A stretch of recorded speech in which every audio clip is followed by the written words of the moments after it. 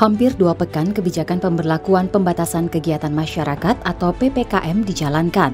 Namun banyak rakyat dan pedagang kecil yang menjerit. Ya kita kan sekarang usaha udah begini, udah 40% aja nggak ada. Yang lain-lain teman-teman saya udah banyak yang gulung tikar. Dengan bantuan 300.000 itu saya pribadi alhamdulillah dapat ya, saya pribadi sekeluarga dapat. Cuman untuk menghidupkan sebulan itu kayaknya kita benar-benar keteter gitu. Pemerintah memperketat seluruh gerak masyarakat dengan menutup kegiatan bisnis perkantoran hingga jalan.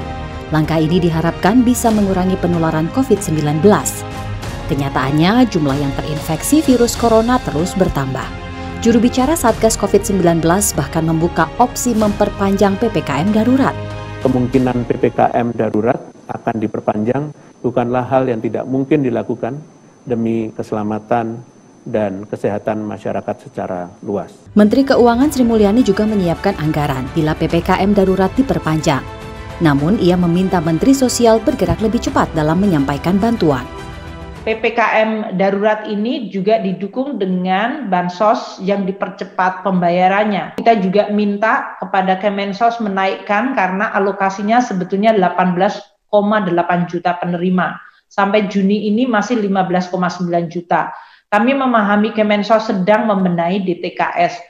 Namun ini juga membutuhkan kecepatan dan oleh karena itu kita melakukan tadi untuk BST maupun untuk penyaluran kartu sembako. Karena anggarannya sudah disediakan 40 triliun dan realisasi sampai Juni masih 17,75 triliun. Ekonom Indef, Abra Talatov menilai terus melonjaknya kasus COVID di tanah air menandakan penerapan kebijakan ini tidak efektif. Bila PPKM diperpanjang, nasib rakyat bisa makin tidak pasti.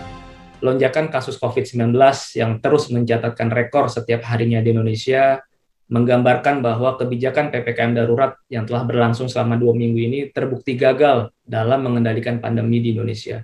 Bahkan dengan kegagalan tersebut, pemerintah kini mewacanakan untuk memperpanjang kembali PPKM darurat selama 6 minggu mendatang. Hal ini tentu menimbulkan ketidakpastian yang semakin besar yang harus ditanggung oleh masyarakat dan dunia usaha, karena kondisi saat ini tentu jauh lebih buruk dibandingkan situasi tahun lalu. Saat ini kita menyaksikan sistem kesehatan kita sudah dalam kondisi yang kritis. Mayoritas rumah sakit sudah mengalami over capacity. Kemudian yang ironisnya juga adalah realisasi stimulus fiskal melalui anggaran PEN pada selama semester 1 2021 ini baru terrealisasi 36,1%. Padahal stimulus fiskal ini sangat dibutuhkan oleh masyarakat ketika masyarakat didorong untuk tetap berada di rumah. 12 hari penerapan PPKM darurat, namun bantuan sosial untuk rakyat kecil belum turun. Pekan ini bantuan dijanjikan sampai ke masyarakat. Bila PPKM darurat diperpanjang, bagaimana nasib rakyat?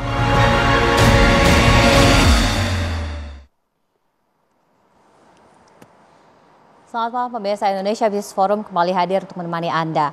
Dalam beberapa hari terakhir, mungkin Indonesia semakin terkenal, bagaimana tidak, jumlah kasus positif COVID-19 terus bertambah dan hari ini bahkan mencapai 54.000 lebih. Bukan prestasi yang baik meskipun sebenarnya jumlah yang sembuh pun juga tinggi. Tetapi ini amat sangat mengkhawatirkan, bagaimana tidak, karena PPKM darurat kemungkinan besar ini akan diperpanjang sampai batas waktu yang kita tidak tahu kapan kemudian ini akan selesai. Dan tentunya dampak terhadap mereka yang hidup dari hari ke hari, dari hasil turun ke jalan mengais rezeki, ini tentunya juga akan sangat bermasalah mengenai hal itu. Untuk itulah pada malam hari ini Indonesia Business Forum mengangkat tema mengenai jika PPKM diperpanjang bagaimana nasib rakyat. Saya sudah bersama dengan 2 orang narasumber di studio. Saya perkenalkan satu persatu. Yang pertama ada Pak Fuad Bawazir yang merupakan Menteri Keuangan di periode tahun 1998. Pak Fuad sehat? Alhamdulillah. Dan tentunya ada Prof. Hendrawan Supratikno, anggota Komisi 11 DPR RI dari fraksi PDI Perjuangan. Prof, sehat? Sehat, alhamdulillah. Mudah-mudahan selalu sehat ya Prof, kita semua. Dan tentunya saya juga terhubung melalui video conference dengan tenaga ahli utama KSP. Ada Pak Edi Priyono. Pak Edi Priyono, selamat malam. Selamat malam. Pak Edi sehat ya Pak? Selamat Alhamdulillah. Malam Pak Fuad, malam Pak Hendrawan. Malam Pak Edi. Di antara banyak yang mengeluhkan PPKM darurat ini adalah para pelaku UMKM. Mereka beberapa di antaranya bahkan dilarang berdagang. Tentu ini membuat dapur sulit ngepul karena mereka tidak bisa mendapatkan uang untuk bisa hidup. Nah, saya sudah terhubung dengan salah satu pemilik kedai kopi di Tasikmalaya, Jawa Barat. Ada Mas Asep Lutfi. Mas Asep, selamat malam. Mas Asep sehat? Alhamdulillah sehat, Mbak. Mas Asep, ini sudah selama PPKM tidak bisa membuka kafenya ya, kedainya ya? Iya, terpaksa saya tutup karena penghasilan sama kos untuk pengeluaran produksi itu jauh lebih besar pengeluaran untuk produksi daripada pendapatan.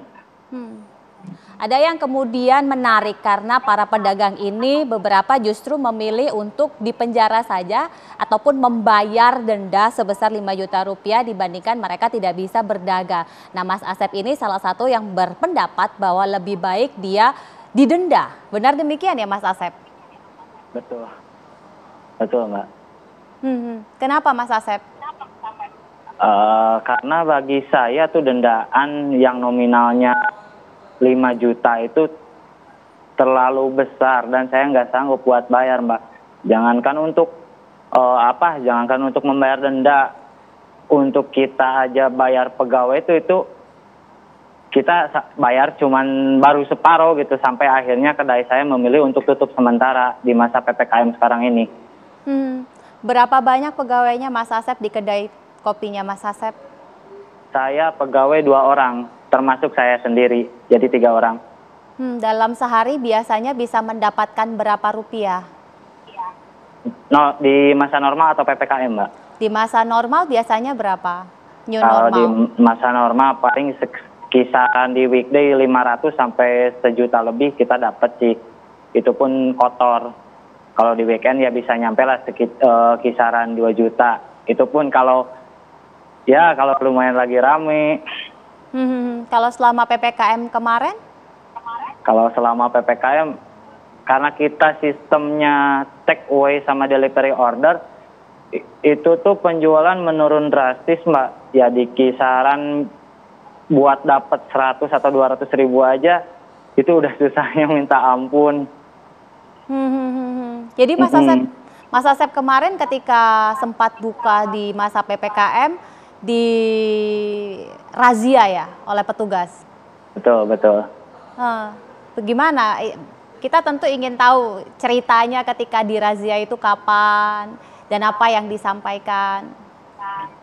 Ya pas di razia itu kalau nggak salah di tanggal 7 Juli hari Rabu sekitaran jam 8 lebih lah.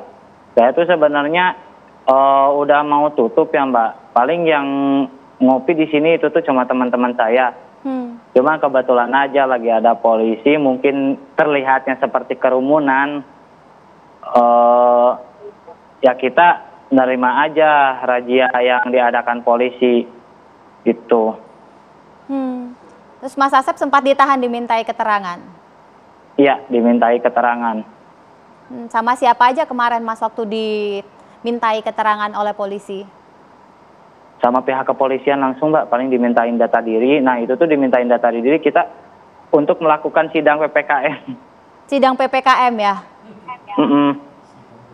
Itu kita tentu ingin tahu sidangnya seperti apa, Mas Asep? Sidangnya kita sih kayak sidang apa ya, kayak sidang tilang gitu. Sama hakimnya juga sidang virtual kayak gitu. Nggak apa ya, sidangnya sidang singkat, Mbak. Nah waktu sidang itu Mas Asep akhirnya dijatuhi denda? Iya, dijatuhin denda 5 juta rupiah karena melanggar PPKM akibat ada kerumunan, sama subsidiar penjara 3 hari. Apa yang kemudian Mas Asep lakukan di penjara, subsidiarnya 3 hari atau membayar? Saya lebih memilih subsidiar 3 hari, Mbak, karena ya bagi kita cuman pedagang kecil UMKM uang sebesar itu nggak mungkin lah bisa dibayar. Soalnya kan itu uang yang sangat nominal, sangat besar. Jadi akibat kemarin setelah sidang, Mas Asep merasakan tahanan selama 3 hari ya, Mas? Betul. Udah berarti sudah selesai dijalani hukumannya? Belum Mbak, belum. Kapan rencananya akan dieksekusi untuk ditahan, Mas Asep, kalau menurut hasil sidang? Ya, saya sudah dihubungi sama pihak kejaksaan untuk dieksekusi itu kalau nggak salah besok ya, Mas. Karena saya tadi udah dihubungi sama pihak kejaksaan untuk melakukan rapid test sebelum masuk ke sel. Tanggapan keluarga setelah Mas Asep memilih untuk ditahan, dan tentunya ini akan jadi catatan di kepolisian karena pernah ditahan, Mas. Iya, kalau keluarga sih mereka kalau dari orang tua saya, terutama ayah saya ya respect sih. Tapi kan kalau misalkan dari ibu saya ya kesedihan juga ada lah, panik atau apa. Karena kita tuh pedagang udah kayak kriminal aja gitu. Sampai ada dendaan yang besar, terus kita diganti subsidi sama kurungan. Kita kan padahal cuma jualan, Mbak, bukan jualan narkoba atau apa gitu. Ya. Tidak ada yang mau sebenarnya untuk ditahan ataupun justru malah menjalani sidang dengan denda 5 juta rupiah, padahal penghasilan perharinya tidak sampai 100.000 rupiah. Tetapi inilah kondisinya, 54.000 bukan main-main, dan tindak tegas itu benar-benar diterapkan. Tapi kalau ini terus berjalan tentu akan banyak korban dalam tanda petik yang terus berguguran, dalam hal ini adalah pengusaha UMKM. Bagaimana kemudian Komisi 11 menanggapi hal ini, termasuk juga Pak Fuad, dan dari KSP sesaat lagi kita akan lanjutkan, tetaplah bersama kami.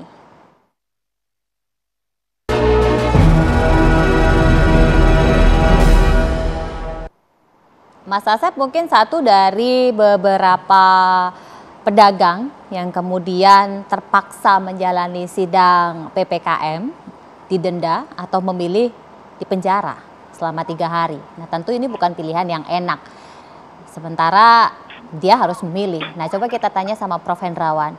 Konstituen sudah banyak yang mengeluh, Prof. Ya, jadi kita semua saya kira bersimpati dan ikut merasakan kepahitan yang dirasakan oleh Asep tadi. Dan ini contoh dari UMKM. Kami juga mendengar dari perusahaan-perusahaan yang sebenarnya dari segi besaran itu masuk kategori besar, juga mengeluhkan hal yang sama.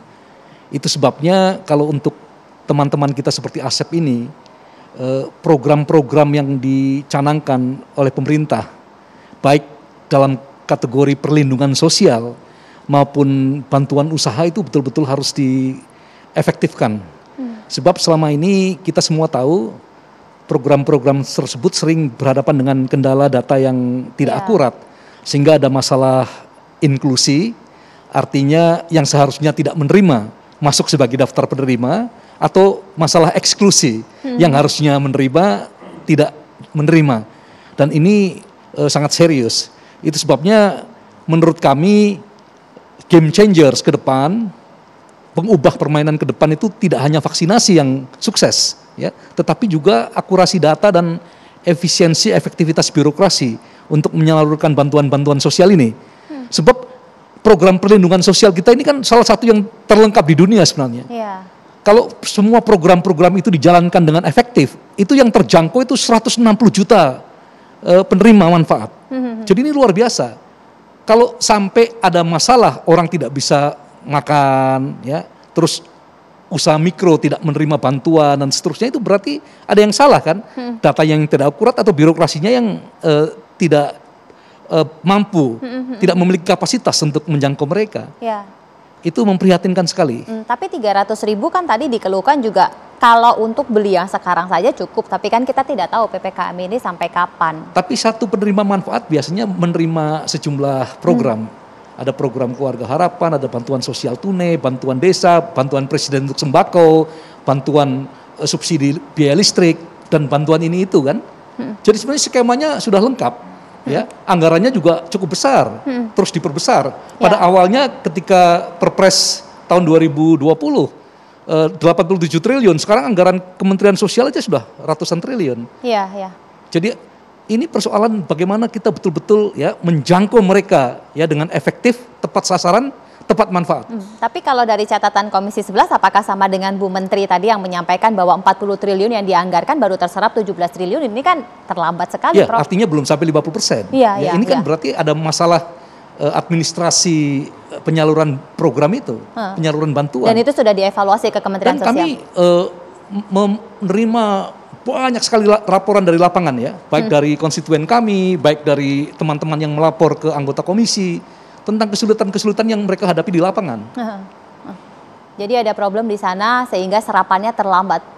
Pak Fuad, tentu ini berbeda ya dengan tahun 98 dulu krisisnya, karena kita sendiri juga nggak tahu sampai kapan dan bahkan jumlahnya terus bertambah dari hari ke hari sekarang. Ya, ini kita sejak mulai ada COVID ini kan tidak pernah terlepas dari masalah COVID ini gitu loh. Dan secara overall kan sekarang sudah memang sangat memburuk gitu kan. Nah, ini sudah terus terang aja ya tergantung kepada paham, kepercayaan atau ya aliran yang dianut gitulah ya oleh pengambil keputusan gitu. Kalau saya sih sejak awal pandemi ini hampir 1,5 tahun yang lalu selalu berpendapat bahwa sebabnya ini kita habisin dulu. Jangan terlalu di faktor sebab ini. Jangan terlalu dimikirin dulu kepada akibatnya. Akibatnya itu karena perbaikan ekonomi ini itu segala macam gitu kan. Madhabnya madhab belakangan. Saya bilang jangan, sumbernya dulu.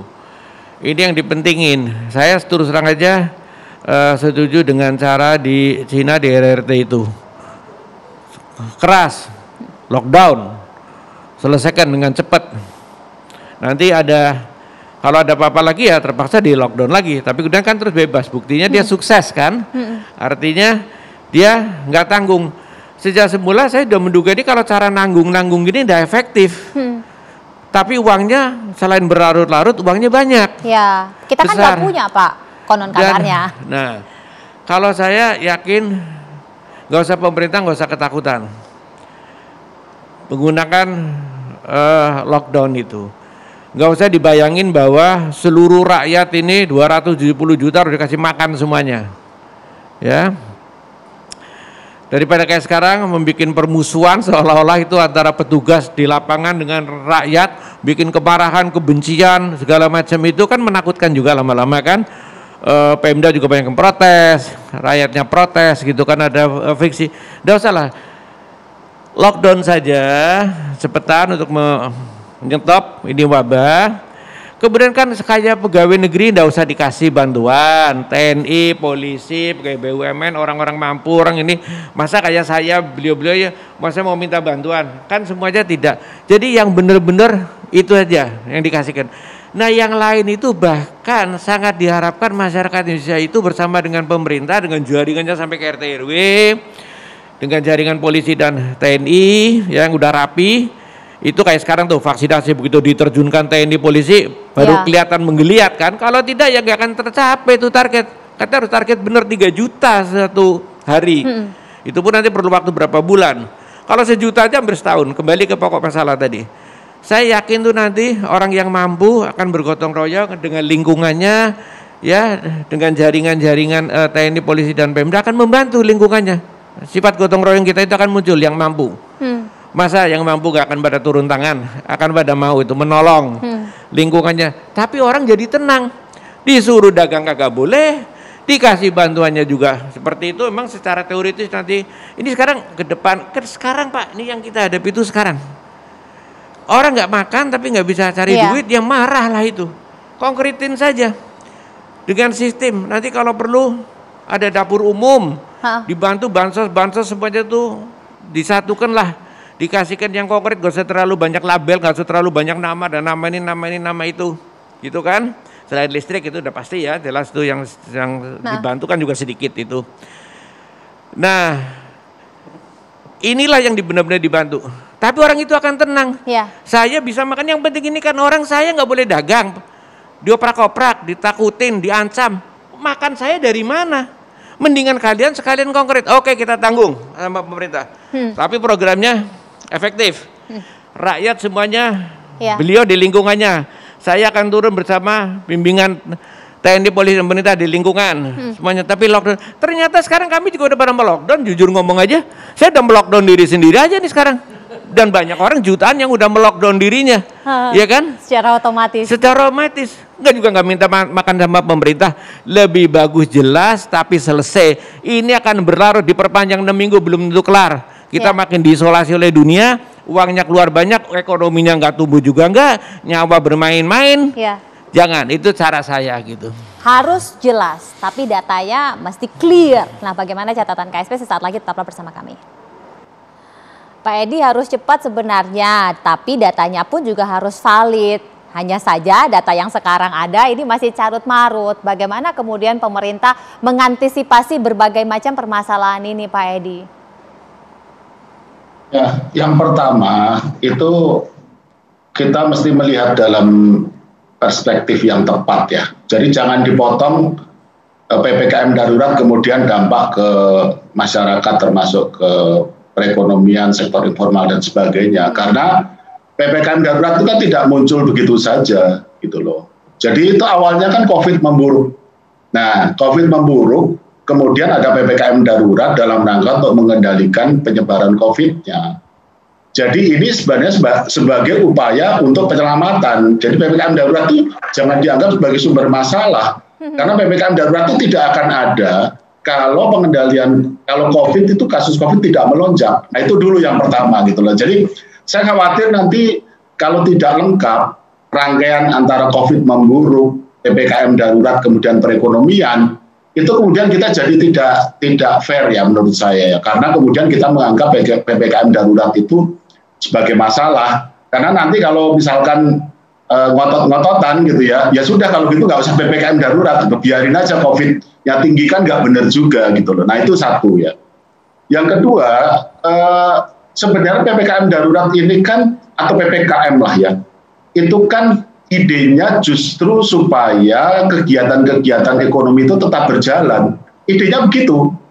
Jadi idenya bukan melarang kegiatan ekonomi, idenya bukan menyuruh warung tutup, idenya bukan melarang orang berjualan sektor informal dan sebagainya. Idenya adalah bagaimana supaya perekonomian tetap jalan, orang tetap bisa beraktivitas, tetapi dengan menegakkan protokol kesehatan. Untuk kasus di tempat makan, nggak ada larangan untuk membuka warung, idenya sebenarnya enggak. Kita mengakui bahwa di beberapa daerah itu masih tidak seragam ya, gitu ya. Tetapi ide dasar dari PPKM darurat itu tidak melarang warung buka, tetapi melarang orang makan di tempat, gitu. Jadi kalau ini dianggap sebagai mematikan, saya pikir tidak ya. Tapi bahwa ini kemudian bisa menurunkan omset, menurunkan penjualan, saya kira ya bisa dipahami karena kondisinya memang parah. Dan sekali lagi kalau tanpa PPKM darurat justru akan lebih parah lagi. Nah yang disampaikan Pak Hendrawan tadi benar bahwa bantuan sosial dari pemerintah itu kita masih berhadapan dengan data harus diperbaiki benar ya. Tetapi kan itu tidak bisa dipecahkan dalam waktu singkat ya. Saya kira Kemensos juga sedang berusaha itu. Terus yang disampaikan Pak Fuad, kenapa nggak di lockdown aja? Kalau memang lockdown itu merupakan solusi yang manjur bagi pengendalian COVID, maka semua negara sudah melakukan itu. Nyatanya kan ada yang melakukan, ada yang tidak. Yang melakukan ada yang berhasil, ada yang tidak. Dan seperti yang disampaikan oleh Bapak Presiden ya, memang ada berbagai skenario, ada berbagai alternatif dan pilihannya memang untuk saat ini adalah PPKM, khususnya PPKM darurat gitu loh. Nah, jadi ini yang saya kira mesti dipahami dulu, tapi yang paling utama jangan dipotong PPKM darurat bikin orang susah, bukan itu. Karena COVID-nya melonjak, maka harus ada PPKM darurat sehingga perekonomian mau tidak mau kita terganggu. Jangan dilupakan yang COVID melonjaknya itu. Gitu. Ya, Pak Edi, ini yang juga kemudian karena Pak Edi bicara tentang melonjak pasca PPKM ini justru malah kasusnya semakin tinggi, kita memecahkan rekor dan hari ini 54.000. Nah, tentu ini evaluasi yang sangat dalam yang perlu dilakukan oleh pemerintah. Seberapa efektif sebenarnya penerapan PPKM ini? Nah, kalau di internal pemerintah, bagaimana catatannya Pak Edi? Betul. Nah, sebenarnya kan esensi dari PPKM termasuk PPKM darurat itu kan mengendalikan mobilitas.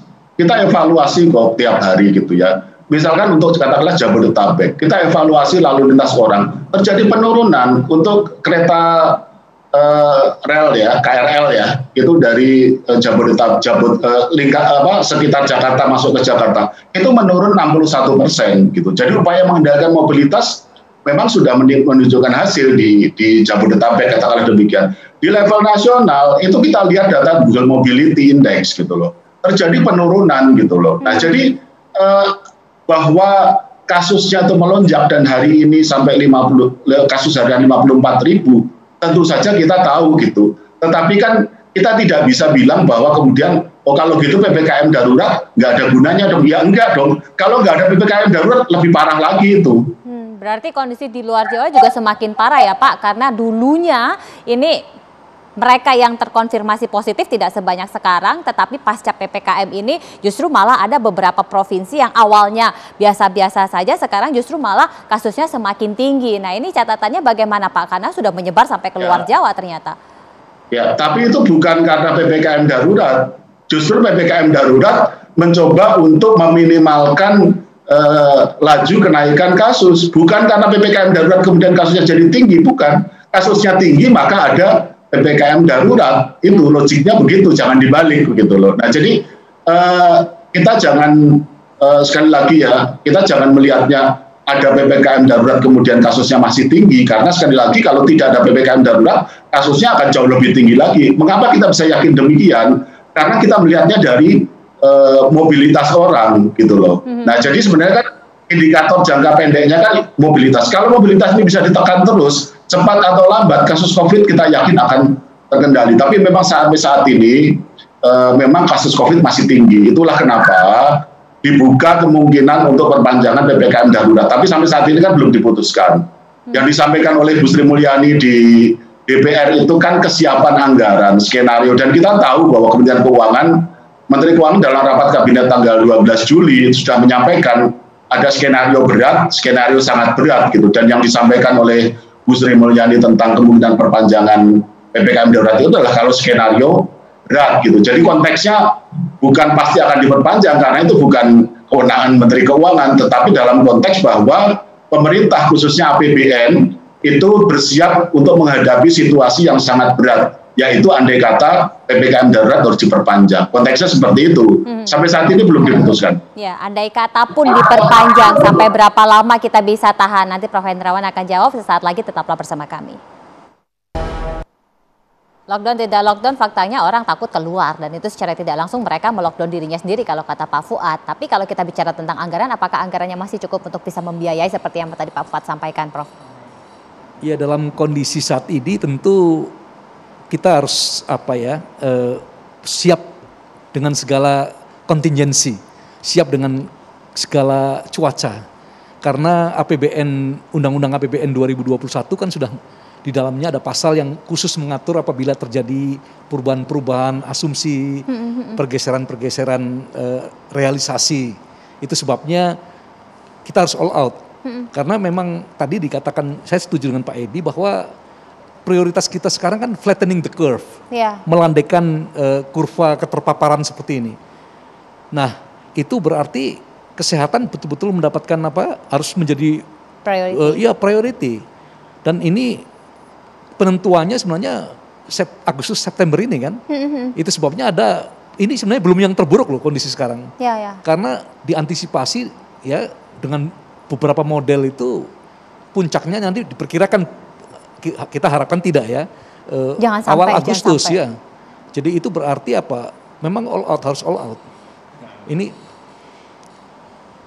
begini, saya sependapat bahwa dengan Pak Edi bahwa memang PPKM itu bukan sumber penyebaran COVID. Artinya seperti dikatakan Pak Edi tadi, kalau nggak ada PPKM mungkin yang meninggal lebih banyak lagi, ya kan? Yang tertular lebih banyak lagi. Saya sependapat itu. Tapi begini Pak, kalau dengan PPKM itu masih tetap menaik jumlahnya, daerahnya juga makin meluas, ya. Artinya PPKM itu ini sudah hampir 2 minggu. Jangan-jangan PPKM ini tidak efektif atau kurang efektif. Nah, untuk melihat ini sampai berapa lama? kalau misalnya 2 minggu lagi, kalau misalnya 2 minggu lagi masih tetap daerah meluas, jumlahnya masih tetap naik gitu ya. Berarti ini mesti kita carikan alternatif lain dari PPKM yang kalau saya terus ngelihatnya tuh lockdown tadi, gitu loh. Bukan ini nggak ada yang mengatakan tapi ini sumber. Kalau untuk anggaran apakah sudah pas dari catatan Pak Fuad? Dari anggaran saya memungkinkan saja. Ini kan bisa tahun ini ya. Anggaran untuk pemulihan ekonomi ini untuk tahun 2021. 700 triliun untuk pemulihan ekonomi. Untuk kesehatannya sendiri 194 triliun. Artinya cuma 27%-nya lah. Ya kan? Jadi kayaknya seperti ekonomi itu terlalu dipentingkan. Ya semuanya penting kan. Tapi kalau ini sumbernya ini bisa dia selesaikan lebih cepat, insya Allah ekonominya itu lebih cepat bangkit. Saya terus terang aja melihat Pak rujukannya itu ya, saya sih terus terang rujukannya memang di Cina dan saya lihat pakai logika common sense itu bisa. Kalau di Amerika kan nggak ada lockdown tuh, tapi dia begitu Biden naik dia mampu 3 juta vaksin dengan cepat gitu loh, sehingga dan pokoknya rakyatnya juga mungkin lebih sehat, lebih apa gitu sehingga terkendali. Jadi menurut saya ini akan oke lah PPKM, akan berapa lama kalau terus masih kayak begini lagi.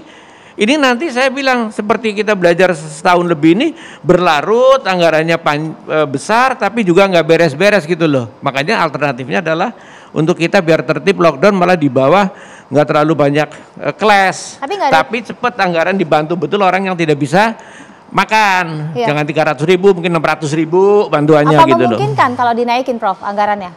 Ya tentu harus dihitung lagi, tetapi pemerintah serius karena refocusing aja sudah tahun ini sudah 3 kali loh.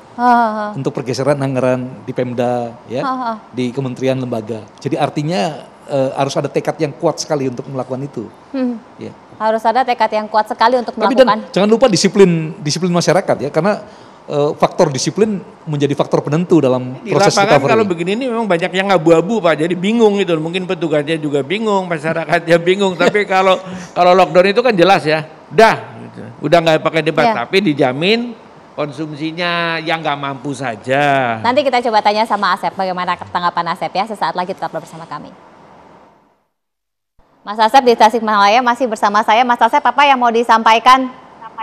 Karena di sini juga ada pemerintah dan juga DPR. Iya.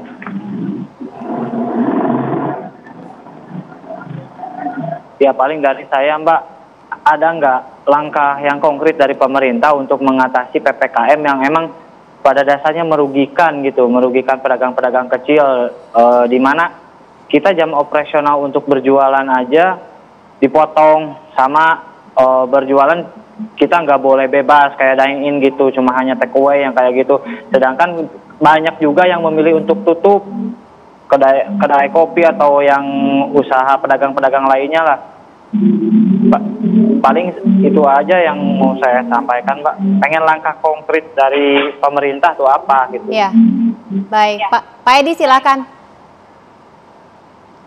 Kita memahami ya aspirasi tadi ada yang sampaikan PPKM darurat jangan lama-lama, setuju, dan supaya jangan lama maka kita taati semua pihak, kita harapkan kerjasamanya. Yang bisa di rumah silakan tolong di rumah, yang memang harus keluar rumah taati prokes, tempat-tempat makan jangan makan di tempat, jaga jarak dan sebagainya. Nanti kalau PPKM ini ketentuannya kita ikuti semua, kita harapkan kasusnya melandai dan PPKM darurat akan dilonggarkan. Saya kira itu yang menjadi harapan kita semua. Kita kerjasama dalam arti melaksanakan sesuai ketentuan supaya nggak perlu ada yang didenda seperti apa tadi Kang Asep ya, dan juga kasus yang lain gitu. Saya kira cukup banyak juga kok yang taat prokes dan kita tahu bahwa omsetnya menurun tetapi tidak sampai harus menutup usahanya dan sebagainya. Kemudian aparat juga kita minta untuk dalam arti bukan melarang orang berjualan ya, tapi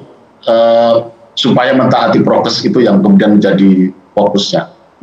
Jadi harus ada kesamaan persepsi dan mudah-mudahan saja ini nantinya bisa sama persepsinya, jadi tidak kemudian diambil barang dagangannya, ditutup tidak boleh berjualan, akhirnya mematikan penghasilan atau mungkin maka hal-hal terakhir yang dimiliki oleh pedagang. Terakhir dari Prof. Hendrawan silakan. Ya, dalam kondisi yang sulit seperti ini tentu harapan kita dan kemampuan kita harus kita maksimalkan untuk menggelorakan solidaritas sosial, disiplin sosial, dan sinergitas semua komponen masyarakat. Kita memperkuat persatuan, karena yang kita hadapi ini tidak main-main dan sangat serius. Pak Fuad. Ya mohon agar bantuan kepada rakyat kecil bisa segera direalisasikan, diturunkan. Karena kesulitan mereka di lapangan nyata betul, mereka ketakutan tidak bisa makan karena tidak punya penghasilan. Terima kasih. Ini terakhir yang harus diperjelas dan dipertegas. Pak Edi, berkaitan mengenai penegakan, harus ada pas Pak Edi, supaya tidak kemudian justru malah mematikan. Silakan. Ya, itu sedang kita koordinasikan, dalam arti kita ingin supaya PPKM darurat memang dilaksanakan sesuai ketentuan, tidak dikurangi dan juga tidak ditambah-tambah. Gitu. Jadi kalau memang ketentuannya bukan melarang, ya jangan melarang gitu ya. Itu yang kita harapkan. Jadi jangan dikurangi, jangan ditambah-tambah juga. Gitu. Pak, hilangkan yang abu-abu. Terima kasih Pak. Betul Pak. Hilangkan yang abu-abu, mudah-mudahan saja ini benar-benar bisa membuat agar kasus COVID itu pada akhirnya melandai dan kita semua bisa kembali ke new normal dan beraktivitas dengan baik. Saya akhiri sampai di sini, saya Brigita Manuara pamit. Terima kasih Prof. Hendrawan, terima kasih Pak Fuad, terima kasih Pak Edi, dan juga terima kasih Kang Asep. Selamat malam, sampai jumpa. Salam sehat selalu.